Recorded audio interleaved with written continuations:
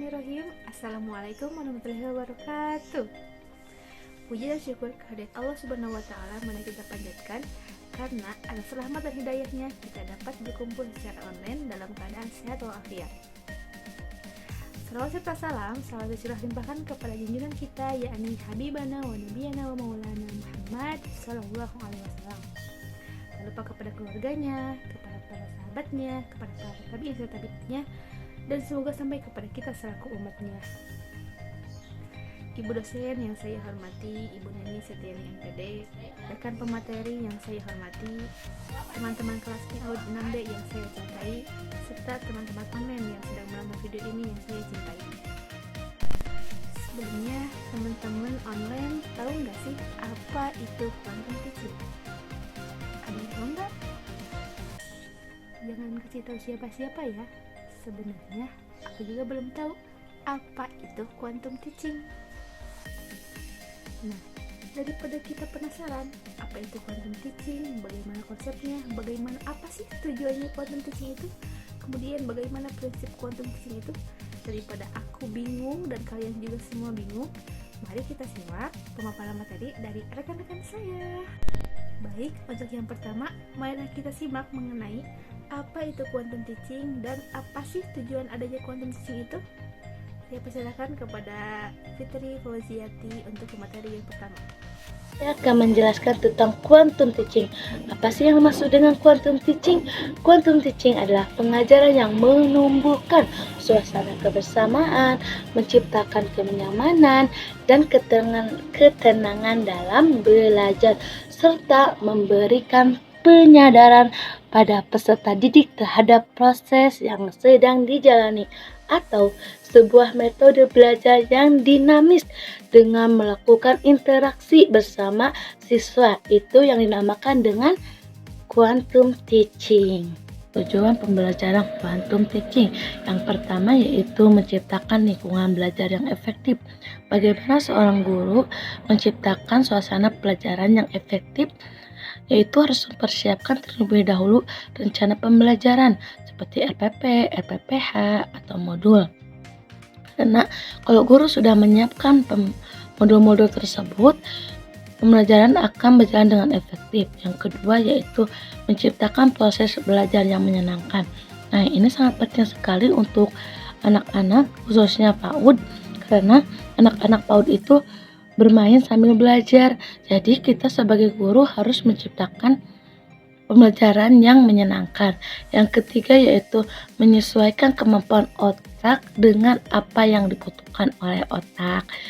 Jadi yang ketiga ini kita harus menyesuaikan. Misalkan kita belajar kepada anak didik udah diperkenalkan dengan perkalian. Wah, itu kan sangat tidak memungkinkan dan tidak akan sampai kepada anak-anak. Yang keempat yaitu membantu mempercepat proses pembelajaran. Nah, ini buat anak PAUD itu kita harus mempergunakan APE supaya anak itu mudah untuk menyerapnya. APE itu alat permainan edukatif seperti kita puzzle, balok, dan sebagainya, itu harus dipersiapkan karena anak-anak itu harus nyata, tidak abstrak. Misalkan kita sekarang temanya tentang buah-buahan, jeruk, kita gitu harus benar-benar membawa buah jeruknya, tidak hanya untuk membayangkan, karena mungkin pemikiran anak-anak itu berbeda-beda. Jadi seorang guru itu harus benar-benar membawa alatnya secara langsung. Nah, teman-teman udah menyimak belum apa itu quantum teaching dan apa yang menjadi tujuan pembelajaran quantum teaching itu? Agar lebih paham, kita akan mendengarkan pemateri yang kedua, yaitu Siti Maksupah mengenai prinsip pembelajaran quantum teaching dan landasan pembelajaran quantum teaching itu seperti apa sih? Mari kita simak. Prinsip quantum teaching. Yang pertama, segalanya berbicara. Ketika proses belajar berjalan, maka semua hal berbicara, mulai dari lingkungan kelas hingga bahasa tubuh mengisyaratkan pesan tentang belajar. Yang kedua, segalanya bertujuan. Semua yang dilakukan oleh guru memiliki di dalam proses belajar memiliki tujuan untuk siswanya. Yang ketiga, pengalaman sebelum pemberian nama. Otak berkembang pesat ketika mendengar rangsangan yang menggerakkan rasa ingin tahu, jadi berilah informasi terlebih dahulu sebelum melakukan pemberian nama. Yang keempat, akui setiap usaha. Ketika siswa aktif dalam proses belajar dan mengajar, maka kita harus mengakui setiap usaha mereka agar mereka merasa dihargai dengan usahanya dan membuat mereka lebih semangat lagi dan termotivasi lagi ke depannya. Yang kelima, jika layak dipelajari maka layak pula dirayakan. Perayaan berupa pemberian pujian atau tindakan lain seperti tepuk tangan akan membuat mereka merasa usahanya dihargai. Landasan pembelajaran kuantum. Pembelajaran kuantum berangkat dari dua konsep dasar, yaitu percepatan belajar dan fasilitasi belajar. Kedua konsep ini untuk menciptakan energi guru dan siswa menjadi cahaya belajar. Percepatan belajar dilakukan melalui usaha yang disengaja untuk mengikis hambatan belajar pada siswa. Fasilitasi belajar mengandung arti mempermudah belajar. Kedua konsep ini menjadi dasar pembelajaran quantum teaching, maka akan terlaksananya pembelajaran yang harmonis. Nah, selesai materi yang kedua mengenai prinsip dan landasan pembelajaran quantum teaching. Nah, kira-kira teman-teman udah paham belum apa saja sih yang menjadi prinsip pembelajaran quantum teaching itu? Dan landasan-landasannya itu seperti apa? Kalau ada yang tahu, boleh tulis di kolom komentar ya. Yang bisa jawab nanti saya doakan menjadi orang yang sukses. Amin.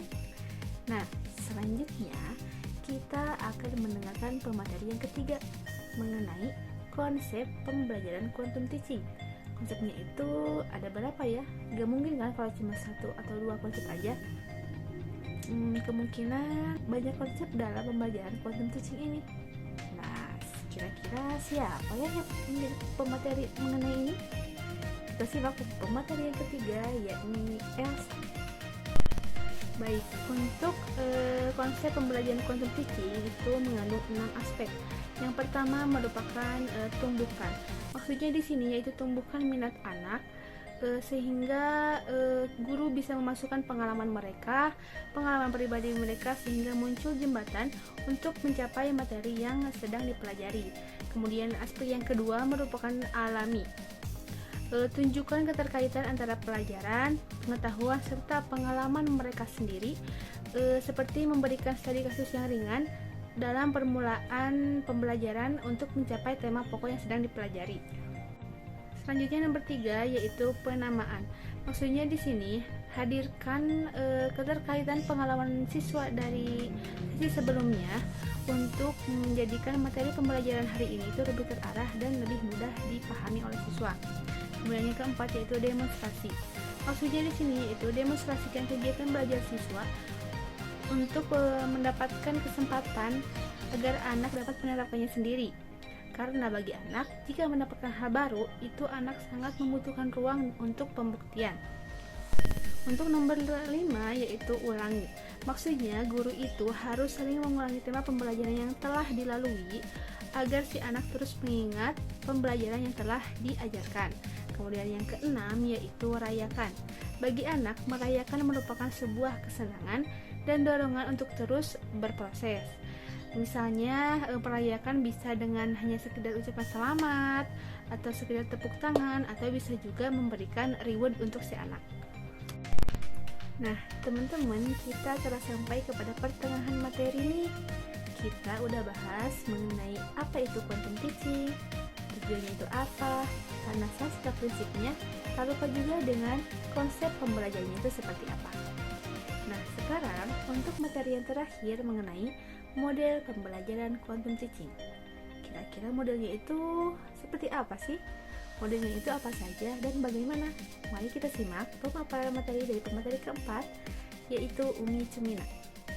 Pada kesempatan ini saya akan menyampaikan model pembelajaran quantum teaching. Apa itu model pembelajaran quantum teaching? Menurut De Porter B tahun 2004, bahwa quantum teaching itu mempunyai beberapa bagian yang penting yang meliputi satu, lingkungan. Lingkungan itu adalah yang sangat mendukung terhadap proses belajar mengajar. Kemudian yang kedua adalah suasana. Di sini adalah suasana yang memberdayakan untuk kegiatan proses belajar mengajar. Dan yang ketiga adalah landasan. Nah, landasan itu harus mempunyai landasan yang kukuh untuk kegiatan proses belajar mengajar.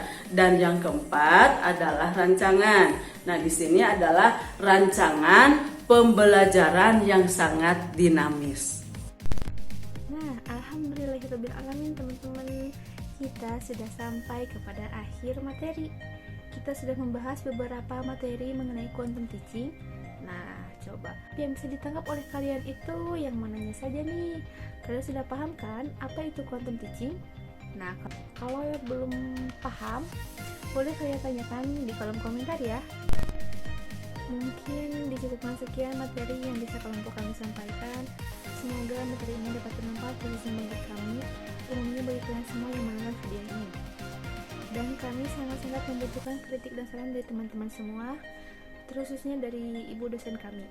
Saya selaku moderator mengucapkan banyak-banyak terima kasih atas perhatiannya, dan kurang dan lebihnya mohon dimaafkan. Saya pamit undur diri. Wassalamualaikum warahmatullahi wabarakatuh.